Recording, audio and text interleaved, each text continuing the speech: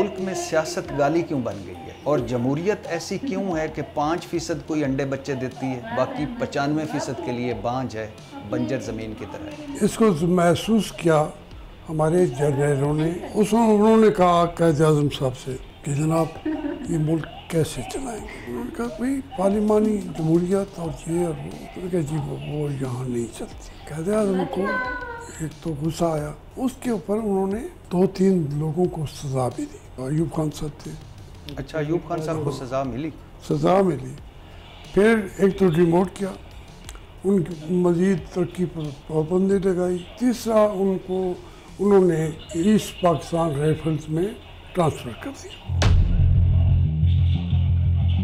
जो हमारा चलता फिरता रहनुमा था वो इस दुनिया से ड्रैग रोड के ऊपर आखिरी सांसें दे चुका था। तो इसलिए सियासत और सियासतदान पाकिस्तान बनते ही मार दिए गए। मुशर्रफ दौर से ज़्यादा आप पे तशद्दुद हुआ भुट्टो दौर में? भुट्टो साहब का दौर मेरे लिए ज़्यादा तकलीफ दे था। जो बर्फ़ की सिल और जो जनवरी की रात और दोनों हाथों में हाथ के कड़ियाँ पहनी हुई हैं, सारे बदन से कपड़े उतार लिए, अंडरवियर भी उतार लिए, टाई भी, हर चीज़ फेंक दी है। फिर दूसरे को कहते थे तुम बैठ के अजाने दो। यानी आपको कहते थे बैठ के अजाने दें और आप देते रहे? तो मैं अजान ही भूल गया।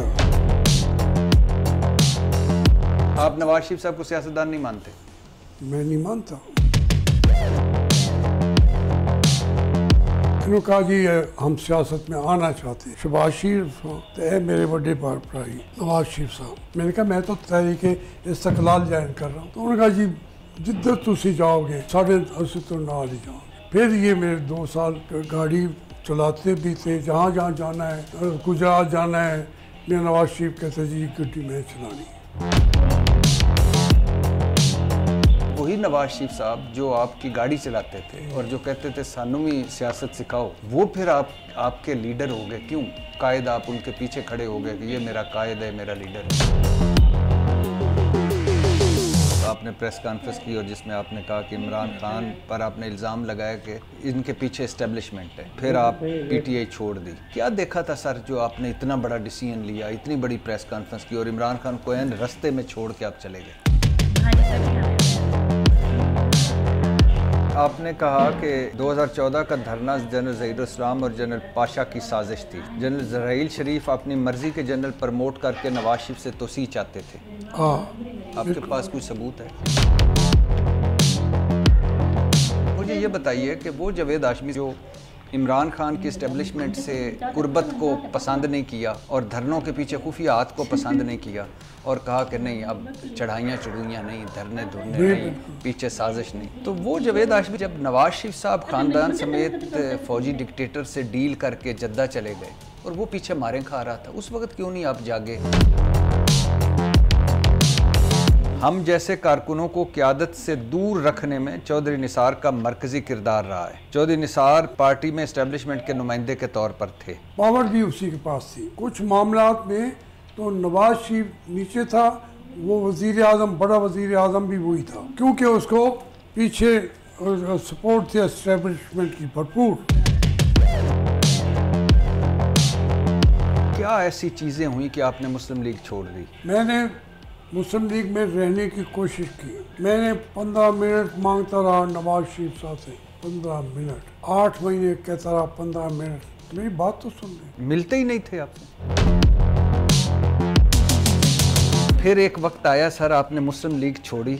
मरियम नवाज साहबा का ट्वीट आया कि एहसान फरामोश आदमी, एक बेकार आदमी, एक बीमार आदमी, हाशमी हाशमी। फिर आप वापस क्यों चले गए? मेरे ज़हन में सिर्फ एक ही बात थी कि मैं मुस्लिम लीग ही था। हमेशा कहता था मैं मरूँ तो मेरे पर कफन जो है वो भी मुस्लिम लीग की झंडे के अंदर मुझे दफनाया जाए। ख्वाजा आसिफ हमारे पार्टी के ठीक ठाक लीडर हैं, लेकिन इतना नहीं है कि पॉलिसी बयान वो दे।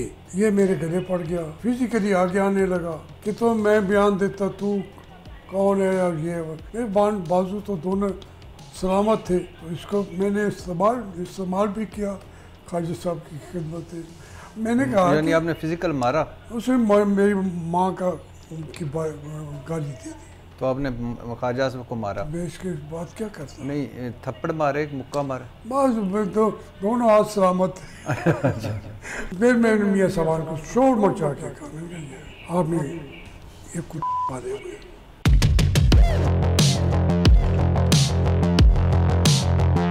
इसी 24 के इलेक्शन में मुझे मौलाना फजल रहमान ने बताया कि उससे उन्होंने पैसे मांग लिए। मौलाना से? हाँ, कितने हैं? तो मैंने कहा भैया हम तो वहाँ ताकत भी है, जीत भी रहे हैं। उन्होंने कहा फिर ये फैसला हमने करना है। कितने मांगे? 14 करोड़। मैंने कहा नहीं, आप मौलाना आप कहते 20 करोड़ मुझे दो। कहते सर मैंने कह दिया था। जहांगीर तरीन के लिए प्रोटोकॉल आना शुरू हो गए, वज़ीर आज़म का दूसरा सब प्रोटोकॉल उसको मुल्तान में दे दिए गए। 24 करोड़ मांगा जहांगीर तरीन से। इस इलेक्शन की हर सीट भी की है।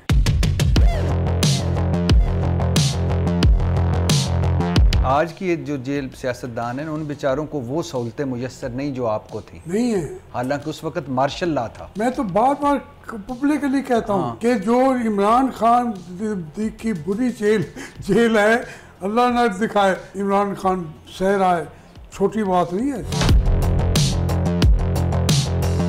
इमरान खान को इश्क नहीं है, अब वो उसका हिस्सा बन गई है सियासत, और वो मुल्क के लिए उसने उस हिस्से को, अपनी औलाद को भी त्याग दिया है, घर की ज़िंदगी भी बर्बाद कर दी है। वो समझता है कि मैं अब अपनी कौम को आई ओ समथिंग टू माई नेशन, इसलिए ये मर भी जाएगा, सरेंडर नहीं करेगा। एक नुक्ते पे खड़ा हो गया है। सर मुझे आपसे वाकई मिलकर बहुत खुशी हुई सर, बहुत शुक्रिया, थैंक यू।